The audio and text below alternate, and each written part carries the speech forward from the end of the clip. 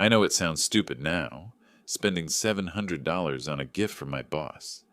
But back then it made sense. It was my second year at Holbrook Dynamics, a mid-sized logistics company with ambitions far bigger than its payroll.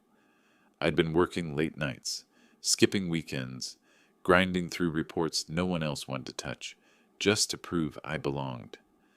My boss, Darren Holbrook, the CEO's golden boy and his nephew, was the kind of man whose approval could make or break your career. Cold, precise, always wearing the same $1,000 suits, and that permanent expression like he was calculating your worth in real time. I wanted to be seen, to matter. The company was celebrating its 10th anniversary that Friday. Everyone was talking about the party. Expensive catering, live music, speeches. I didn't have much money, but I wanted to do something that showed gratitude. Darren was a watch guy. He'd worn a different one almost every week. Rolex, Tag Heuer, even a limited edition Omega once. I couldn't afford any of those, but I found something beautiful. A silver Seiko Presage, minimalist, elegant. It was the most I'd ever spent on a single item. I imagined him opening it, maybe smiling, maybe even saying, "Good eye." That fantasy kept me awake the night before the party. When Friday came, I got to the office early, box wrapped neatly in dark blue paper with a silver ribbon. The energy in the building was strange, like everyone was pretending to be excited, but really just anxious about what Darren would say during his speech. He ruled the floor like a storm cloud, unpredictable and capable of ruining your week with a single sentence. Around 4 p.m., the conference room lights dimmed. Champagne glasses clinked. Someone made a joke that fell flat. Darren stood in front of the room, smiling the way a snake might smile if it learned how to mimic humans. He thanked the team for their commitment to excellence, a phrase he repeated like a mantra. When the applause died down, I stepped forward, heart pounding. I wanted to give you something, Darren, just to say thanks for the opportunities." He turned to me slowly, like a cat noticing a mouse had spoken. "A gift?" he said, loud enough for everyone to hear. "Well, that's unexpected." I handed him the box. The room went quiet, not curious, but tense. He peeled the wrapping paper with deliberate slowness, eyes flicking toward the crowd as if performing. When the watch box appeared, his eyebrows lifted. "A watch," he said, pulling it out. $700? I nodded, not sure whether to smile or apologize. "Yes, sir, I thought—" The sound came before the thought could finish. Metal and glass shattering against the floor. He'd thrown it. At first I thought I was hallucinating. The watch lay in pieces near the buffet table. The polished hands twisted. The face cracked. The air went still, then filled with the sound of someone choking back laughter. Darren's voice cut through it. "Next time," he said calmly, "spend that money on improving your performance. Loyalty isn't something you buy, especially not with cheap trinkets." There it was. Cheap? I stood frozen, heat spreading up my neck, my ears ringing. He wasn't just rejecting the gift. He was making an example of me. His voice took on that lecture tone he used when firing people. "This," he continued, gesturing to the shattered pieces, "is exactly why we have to maintain standards. Too many of you think relationships are built on flattery. They're built on results. Remember that." A few people clapped weakly, probably out of fear. Others looked away. My throat felt tight, my stomach hollow. I wanted to speak, to defend myself, but my mouth wouldn't work. When the meeting ended, I was still standing there. No one said a word. They just drifted away, pretending to check phones or refill drinks. One of my coworkers, Mara, glanced at me briefly, guilt flickering in her eyes, before she turned and followed the crowd. I knelt down and gathered the shards. The watch hands were still ticking faintly, the second hand trembling against the broken glass. I wrapped it in the torn paper and slipped it into my pocket. My fingers shook. Later, as I sat in my car, the fluorescent lights of the parking lot buzzing overhead, I replayed it over and over. The laughter, the look on his face, That word. Cheap. I wanted to scream, to smash something myself. Instead, I just sat there in silence, staring at my reflection in the windshield. That night, I couldn't sleep. The humiliation looped in my head until anger replaced it. Something inside me shifted, a small, sharp realization. He wanted me to feel small because he was afraid of anyone who didn't worship him. And maybe, I thought, just maybe, that fear could be used against him. The next morning, when I walked into the office, the broken watch in my pocket, I wasn't the same person anymore. I didn't tell anyone I cried in the car. I went home, folded the blue paper with the silver ribbon like it was evidence, set the cracked watch on my kitchen counter, and sat in the dark long enough for the refrigerator to start sounding like surf. Around 2 a.m., I took the back off the Seco with a butter knife and watched the balance wheel tremble, twitching like a heartbeat that refused to quit. It made me angrier than anything he'd said. He'd called it cheap, then it kept time anyway. I put the back on and slipped it into my jacket pocket, not sure whether I was keeping a relic or a reminder. Saturday and Sunday moved like wet cement. Every few hours I heard the smash again, saw the room dissolve into that polite, cowardly silence that offices specialize in. By Sunday night, the shame hardened into something narrow and bright. If humiliation was a weapon, I'd just learned what it sounded like when it fired. I went to bed with my phone face down and my alarm set an hour early. At 6:40 a.m. Monday, the office cube farm smelled like burnt coffee and toner. I got that thing where people look at you, then pretend they were just checking the floor for secrets. No one mentioned Friday. That's how you knew it mattered. People treated it like weather, acknowledged by the damp in their sleeves, denied in conversation. Mara arrived with her usual cardigan and an apology that never appeared on her mouth. She hovered by my desk. "Rough weekend?" she asked, voice plugged into low voltage. I've had better," I said. Her eyes flicked to the glass corner office where Darren was already pacing on the phone. "Don't take it personally." "The way people say don't bleed when you're already bleeding." She set a paper cup on my desk. "I got you a latte." Then she walked away before gratitude could build a bridge she'd have to stand on. My inbox had 3 emails from HR sent at 5:12 p.m. Friday. A reminder about the gifts and gratuities policy. A note reinforcing our results over ritual culture.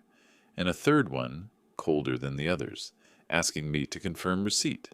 The policy, by the way, allowed tokens of appreciation under $100. But it wasn't about rules.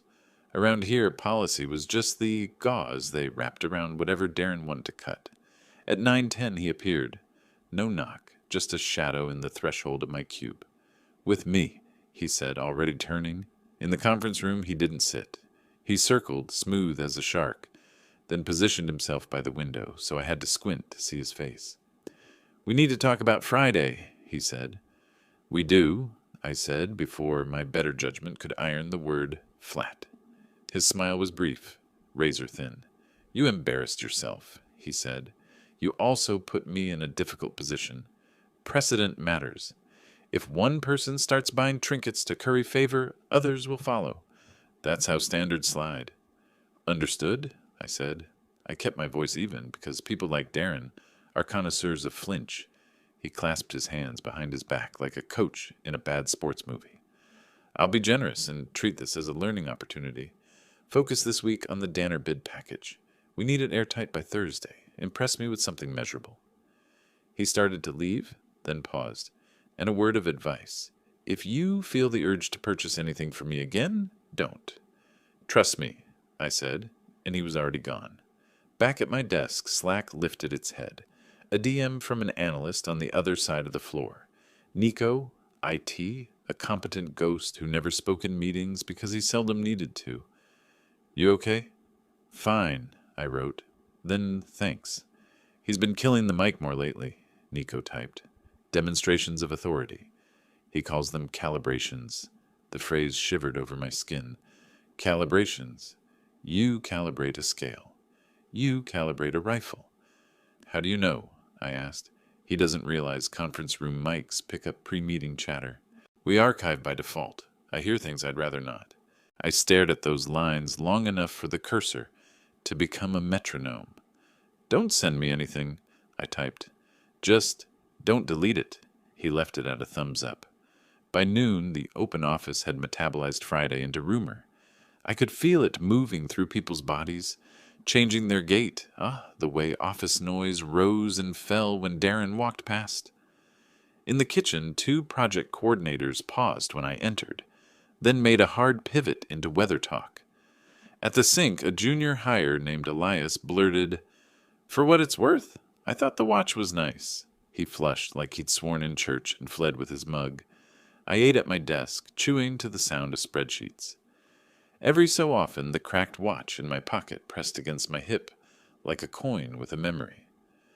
At 1:30, I got an email from our operations director, Rhea, 3 levels above Darren, 1 below his uncle. "Can you give me a quick status this afternoon on the Danner bid? I want to make sure we aren't over-promising." It was a small thing, but Rhea never asked me things directly. She asked Darren, who asked me with sharp edges. I replied with bullet points and attachments, clean enough to survive resentment. At 3, Mara appeared again, braver. "I shouldn't have, back there," she said, gesturing vaguely toward Friday. I froze. "It's okay," I said. It wasn't. But I understood the physics of fear. She lowered her voice. "You know Cheryl in compliance? She keeps a private log of incidents. Little things. You're not the first gift he's made a point of." She glanced at the glass office. "If you want to talk to her, go late. She stays after 5. After 5 felt like a cliff. I worked until the numbers started turning into salt. At 5:17, I stood up, took the long way around the floor like I wasn't headed anywhere specific, then slipped into compliance where the air always smelled like legal pads. Cheryl looked up over her glasses, the kind of woman who'd been told she was intimidating enough times to weaponize it kindly. "Clocks run long around here," she said, nodding at the watch-shaped bulge in my jacket. "Not this one," I said. I told her what happened. I told it plainly because ornate stories breed doubt, and I needed this to live on paper like an invoice. She listened without comment, then swiveled to her screen. "We maintain discretionary notes on employee climate," she said. "Unofficially official." Her fingers paused above the keyboard. "Do you want this entered?" "Yes," I said. My mouth was dry. "With my name." "As you wish." Clicks like small nails being set. "For what it's worth, he's been—" She searched for a neutral word, and failed. "Escalating. 2 weeks ago, he joked about docking a junior's pay for a typo in a label. I logged it. 3 days before that, he had a designer reprint a 60-page deck because the bullet points were round and not square. Logged. If you ever feel like something's disproportionate, come back. Disproportionate. That was the word I hadn't found. On my way out, I passed the conference room. Through the glass, Darren stood close to a vendor rep, a man old enough to be his father, voice pitched low, smile bright and empty. I watched the rep nod, deferential, his hand flattening on a proposal packet like a pledge. Darren had a way of making people feel like gravity had increased by 10%. When they finally shook hands, the rep's smile looked like a cut. Outside, the evening was the color of copier paper. I walked 3 blocks before I realized I was still holding my office badge, my fingers white around the plastic. The watch knocked my hip with each step, stubborn little pulse. At the bus stop, a kid in a sweatshirt was timing skateboard tricks by the blinking crosswalk. 3 tries, land. 2 tries, fail. 5 tries, land. Calibration. Back home, I set the watch on the counter again and opened my laptop. I didn't type revenge. I typed Danner bid scope and client history and Holbrook vendor list because if there was a way to survive this place, it would be through the numbers he claimed to worship. And if there wasn't a way to survive, I wanted to know, before I bet another year, on the idea that patience fixes tyrants. Close to midnight, I stopped and just listened. Apartment sounds, radiator hiss, upstairs neighbor dragging a chair, street noise describing a curve in the block. I picked up the watch, then put it to my ear like a cartoon doctor. The ticking was faint, stubborn, alive. $700 reduced to a cough behind glass, and still refusing to quit. It made the room tilt with a feeling I couldn't name yet. Not hope, something harder. A decision, maybe, beginning to take weight. In the morning, I would come in early, not to please him, but to please the version of myself who didn't want to be small. I would document what I saw, where it hurt, how the numbers bent when he pressed. I would learn the edges of his calibrations. If he wanted silence, he'd get record. If he wanted compliance, he'd have to file a complaint against physics. I slid the watch back into my pocket and let the ticking line up with my heartbeat until they were almost the same thing. By Tuesday, the office had gone back to pretending everything was fine. Pretending was the company's second language. Darren held his morning briefing at 9 sharp, standing by the glass wall as if sunlight itself took orders from him. His voice carried that casual cruelty he'd perfected, soft enough to sound professional, sharp enough to leave bruises. He started with me. Of course he did. "Cole," he said, drawing out my name like a reprimand that hadn't quite decided what it wanted to be. "You're leading the Danner bid, yes?"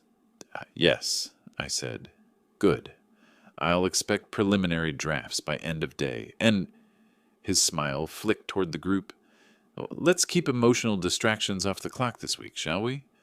Laughter rippled through the room, that awful brittle kind that exists, to hide fear. I looked at the table, counted 3 sets of eyes that wouldn't meet mine, and one that did, Mara's. She wasn't laughing. When the meeting ended, I gathered my papers and left without speaking. My ears were hot, my jaw tight. It wasn't humiliation anymore. It was data. Every insult, every tone, every time he chose someone weaker to mock, it was all proof. At 10:15, a ping. "Nico, 1 new file received." He'd sent a single audio clip, unnamed. I hesitated before clicking. The recording started mid-conversation. Darren's voice, low, deliberate. "They need reminders. Fear works better than bonuses. Keeps them sharp." A second voice, male, probably one of the senior managers. "That's not sustainable, Darren. You don't pay me to sustain," he said. "You pay me to perform. Let HR mop the blood after." Static, then silence. I played it again. The words landed heavier each time. "Fear works better than bonuses." I stared at the waveform on the screen, those jagged peaks like knife points. This wasn't just about me anymore. It was a pattern, his management style distilled into one sentence. At lunch, I found Mara in the break room pouring coffee she probably didn't want. "How long have you worked here?" I asked. 4 years, she said. "Why? Has he always been like this?"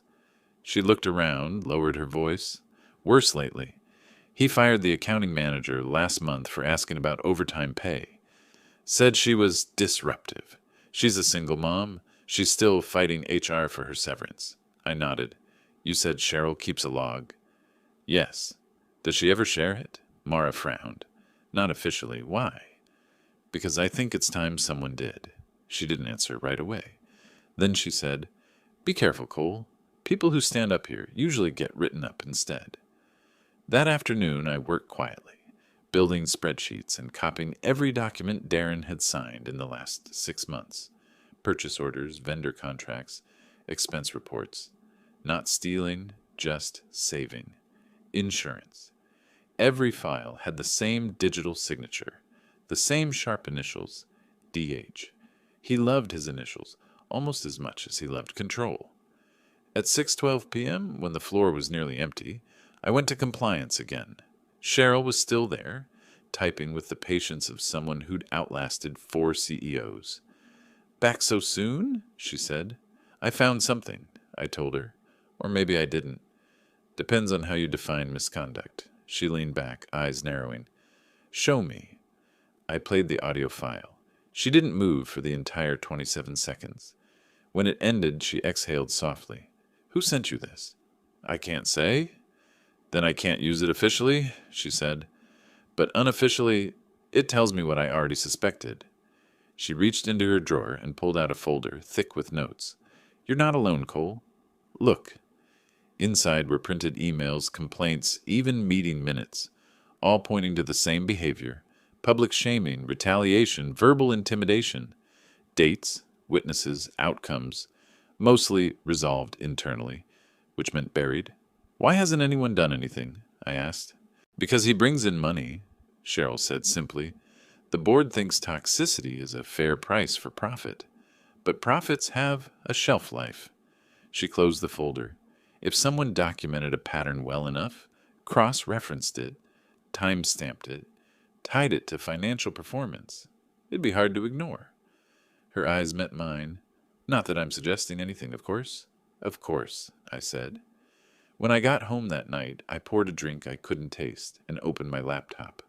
The plan was forming on its own, as if it had been waiting under the surface all along. If Darren believed fear was a management tool, I'd show him what fear felt like when the spotlight turned. I created a private folder labeled Calibration Project. Inside, I started compiling everything: HR emails, compliance notes, performance metrics before and after his demonstrations.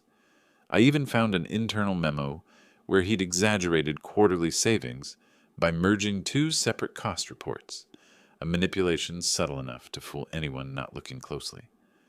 I was looking closely. By midnight, I had 38 files, all leading back to him.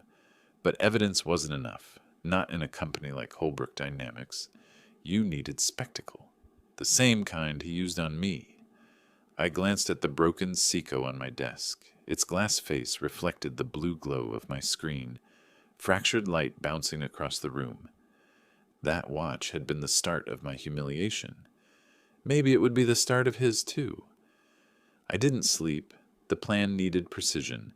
I had to be patient, to time it perfectly. On Wednesday morning, Darren walked past my desk, whistling.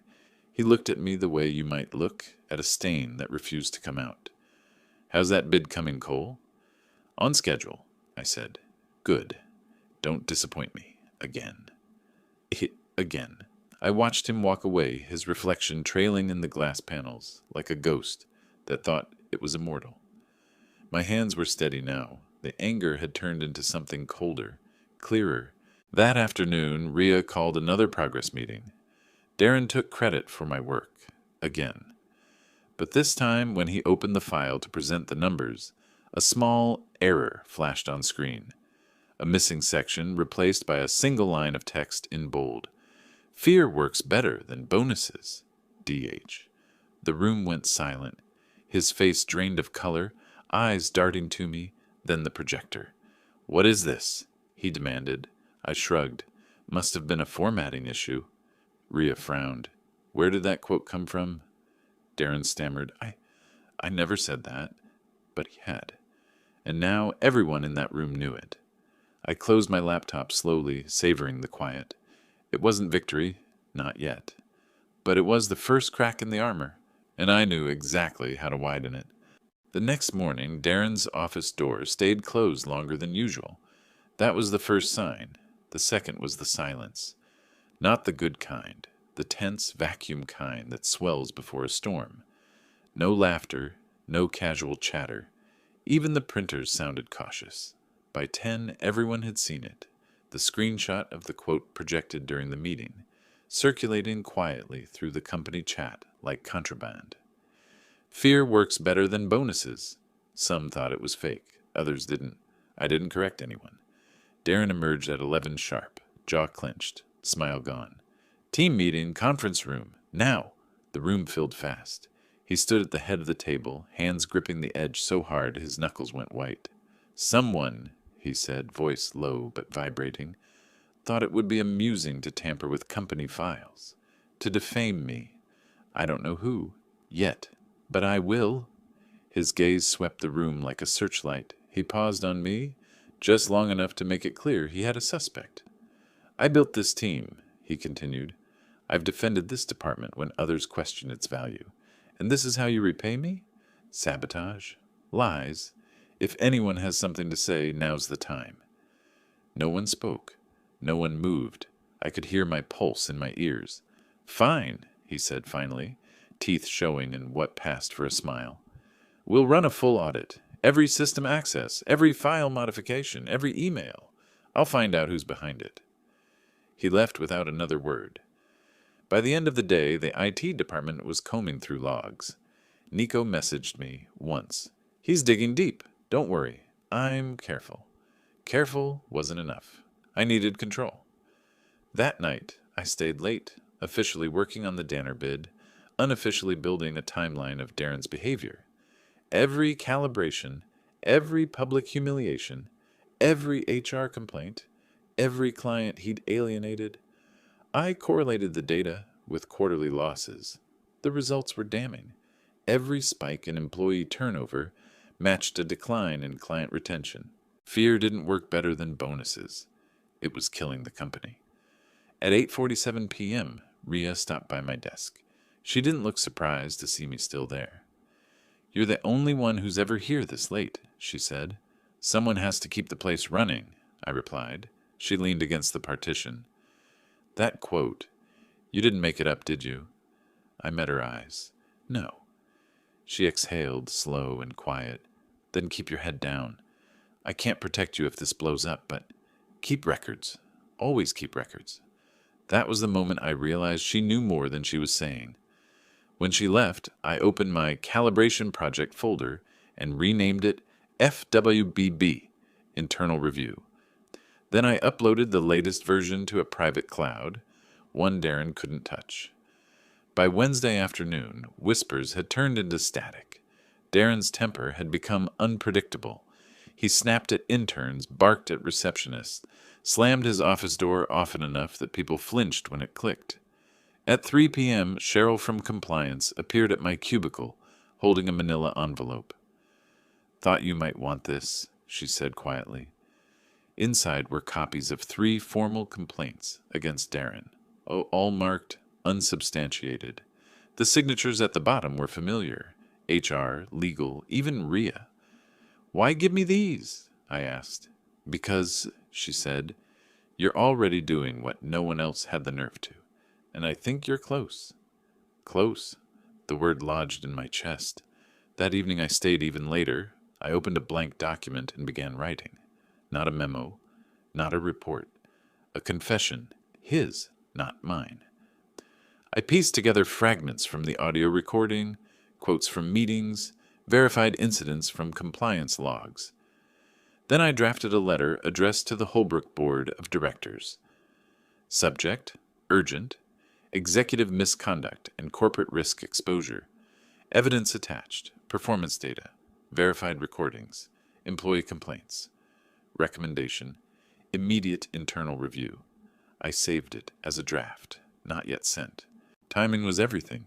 The next morning, Darren tried to regain control. He called me into his office under the pretense of performance discussion. "Sit," he ordered. I sat. "You think you're clever, don't you?" he said, pacing behind his desk. "That little stunt with the quote. Maybe you think it's funny. Maybe you think it makes you look brave. It doesn't. It makes you look replaceable." "Then replace me," I said quietly. He froze, like I'd spoken a language he didn't know. "Excuse me?" "You heard me. Fire me, or stop wasting my time." The silence stretched until it bent. His smile came back, thinner than before. "You'd like that, wouldn't you? To play the victim. Walk out like a martyr. No, Cole. I'll keep you right here, watching everything you've built crumble. That's better punishment." He leaned in, eyes narrow. "But don't forget, I know how to make people disappear without lifting a finger." I stood. "Then I guess you'll have to try." I left before he could answer. My hands were steady. My breathing wasn't. At 5 p.m., I opened my email, attached the document, added the recordings, the reports, the data, addressed it to the board, and hovered over send. But I didn't click. Not yet. Not until I was sure he'd walk right into it. The next day, Darren announced a mandatory morale event for Friday afternoon, a company-wide meeting to clear the air. He'd done it before, back when rumors threatened his image. It was always the same script. public humility, private control. This time, though, he'd be standing on a trapdoor. I reached into my pocket. The broken watch ticked faintly, its fractured face catching the light. Time was running out for him. Friday arrived dressed in false cheer. Balloons at the reception desk, company-branded cupcakes in the break room, a Motivation Matters banner strung across the conference room like a bad joke. Everyone knew this wasn't about morale. It was about Darren trying to salvage what was left of his control. He greeted people at the door with forced warmth, shaking hands, cracking smiles that didn't touch his eyes. His voice had that brittle brightness that hides panic. You could smell it, fear dressed as authority. At 3 sharp, the meeting began. 200 employees packed into the conference hall, phones silenced, eyes forward. Darren stood center stage, microphone in hand, PowerPoint already glowing behind him. First of all, he began, I want to address the rumors circulating this week. A malicious quote, completely fabricated, has been taken out of context and used to discredit my leadership. I assure you all, those words were never spoken. He clicked the remote. A slide appeared. Integrity, teamwork, excellence. The irony hit the room like static. He continued, Holbrook Dynamics has always been a company of values. My door's open to anyone with concerns, but I will not tolerate falsehoods or sabotage within this team. We're better than that. A few scattered claps, mostly silence. Rhea sat in the front row, expression unreadable. Cheryl from compliance stood near the wall, arms folded, watching. Darren cleared his throat. Now, to show our commitment to transparency, I've asked IT to run a full audit. We've already identified access anomalies on several files. Once this investigation concludes, I assure you... The screen behind him flickered. He stopped mid-sentence. The slide changed, not by his command. A black background appeared, white text forming in slow, deliberate strokes. Fear works better than bonuses. DH. A pause. Then another line appeared beneath it. Audio evidence timestamped April 12th, 10:32 a.m. The speakers came alive. His voice filled the room. They need reminders. Fear works better than bonuses, keeps them sharp. Gasps, murmurs. Someone laughed, short, nervous, disbelieving. Darren's face drained of color. Stop this, he barked. Turn it off. But the IT team wasn't moving. Nico, sitting in the back, was staring straight at the screen, arms crossed. He wasn't the one who stopped it. He was the one who made sure it couldn't be stopped. The next slide appeared. Bar graphs, figures, charts, all from my compiled report. Employee turnover, 38% under DH supervision. Client retention, 27%. HR complaints, 19, unsubstantiated. Revenue loss, 2.3 over 12 months. And then the final line. Report compiled and submitted to Holbrook, Board of Directors. Pending review. Darren's hand tightened around the microphone. Who did this? He demanded, voice cracking under the weight of exposure. Who accessed this presentation? Silence. No one moved. I could feel the hum of the projector through the floor. He turned to Rhea. You know this is a violation of company privacy? Rhea stood slowly. No, Darren. What's a violation is manipulating reports and intimidating employees. The board received this documentation last night. They've requested an emergency session. He froze. The microphone slipped slightly in his grip. You can't. I can, she said evenly. And I did. The room rippled with whispers. For the first time in years, he looked small. The authority, the posture, the arrogance... It all peeled away, leaving just a man cornered by his own reflection. He tried to recover, words tripping over each other. You're all making a mistake. This is slander, defamation. You think you can run this place without me? Mara's voice came from somewhere in the crowd, steady and clear. We already have been. Applause started, hesitant, then louder, spreading through the room like a spark catching dry paper. Some people stood. Others just smiled, relief washing over their faces like sunlight after a long blackout. Darren dropped the microphone, The thud echoed. He walked off stage, red-faced, muttering under his breath, pushing past Cheryl on his way out. She didn't move, just watched him go, her expression quiet and final. When the door slammed, it felt like the building exhaled. Rhea stepped forward. "Effective immediately," she announced. "Mr. Holbrook has been suspended pending board review. The company will undergo an independent audit and restructuring process. Thank you all for your professionalism during this transition." The meeting ended not with panic, but with a strange calm. People lingered, talking in low voices, laughing softly. It wasn't joy, it was release. Mara found me near the back, eyes wide. "Was that you?" she whispered. I shrugged.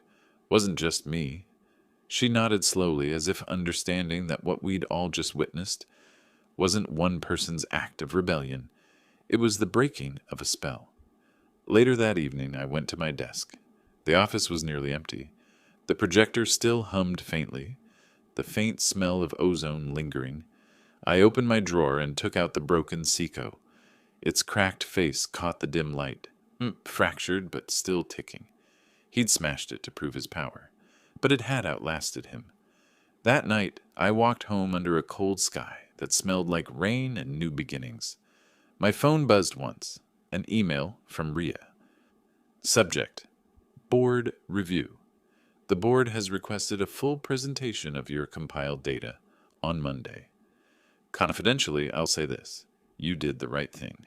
Be ready. I looked at the message for a long time. It didn't feel like triumph, not yet. It felt like the moment just before dawn, when everything is still dark, but you can feel the light approaching, because Darren's downfall wasn't the end. It was the beginning of what came next. And some beginnings come dressed as endings. Monday came with the kind of quiet that usually follows a storm. The hallways at Holbrook felt cleaner, lighter, as if the air itself had been scrubbed. No raised voices, no slammed doors.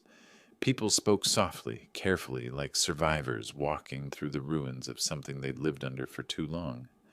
Rhea's assistant met me at the elevator. "The board's in conference room 1, she said, voice clipped. "They've reviewed the documents.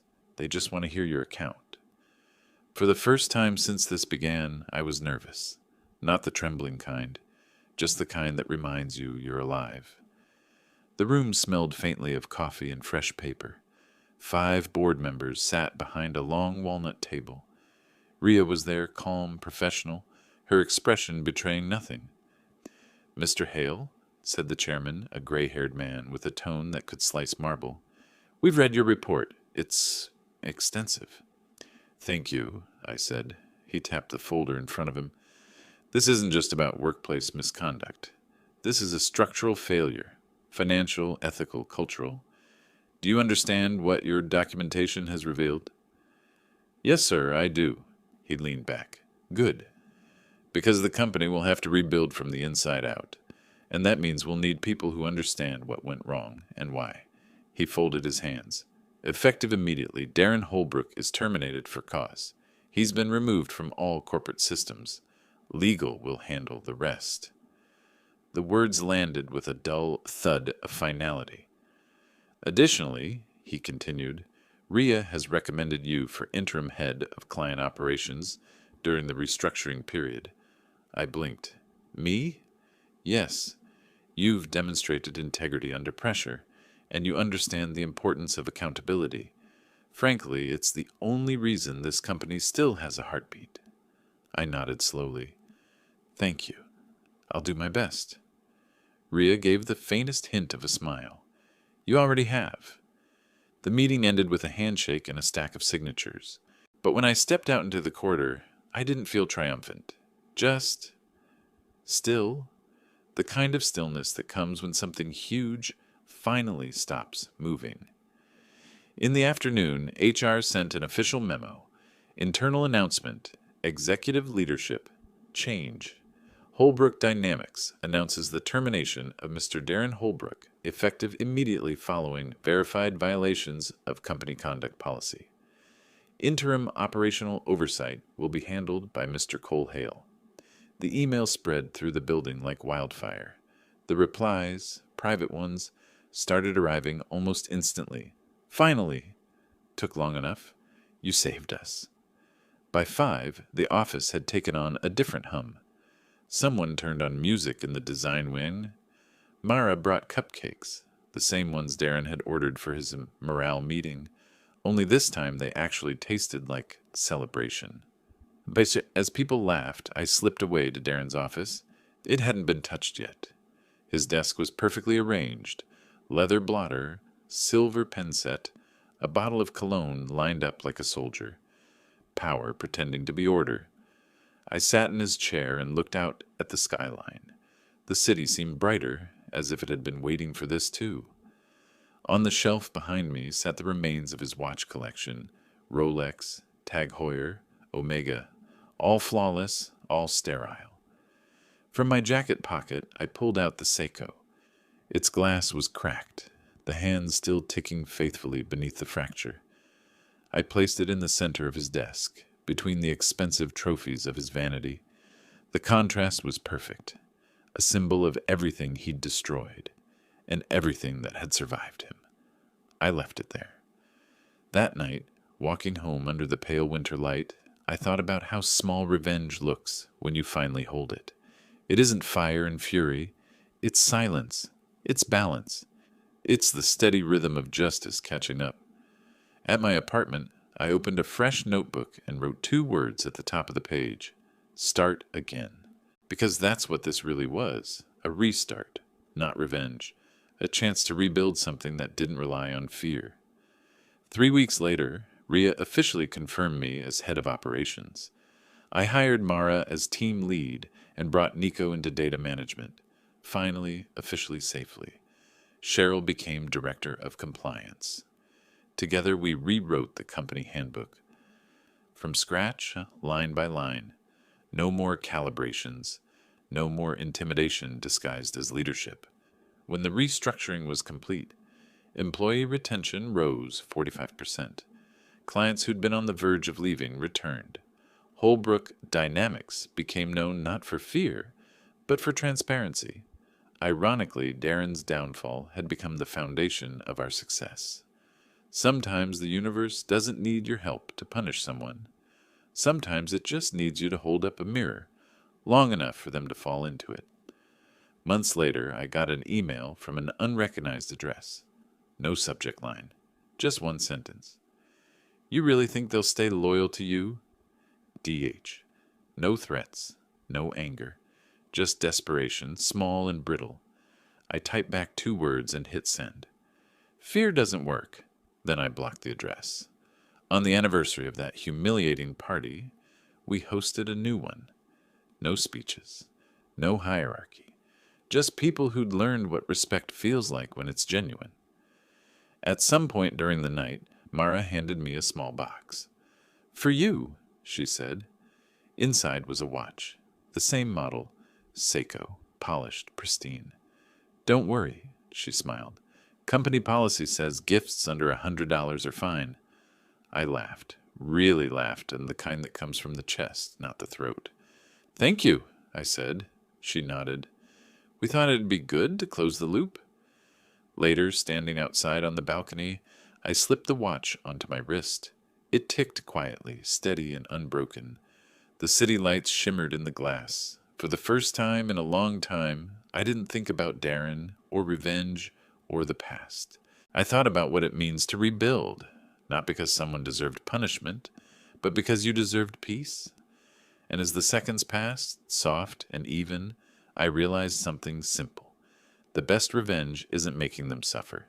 It's proving they never had the power to stop you. Tick, tick, tick. The sound of time moving forward. Finally, on my side.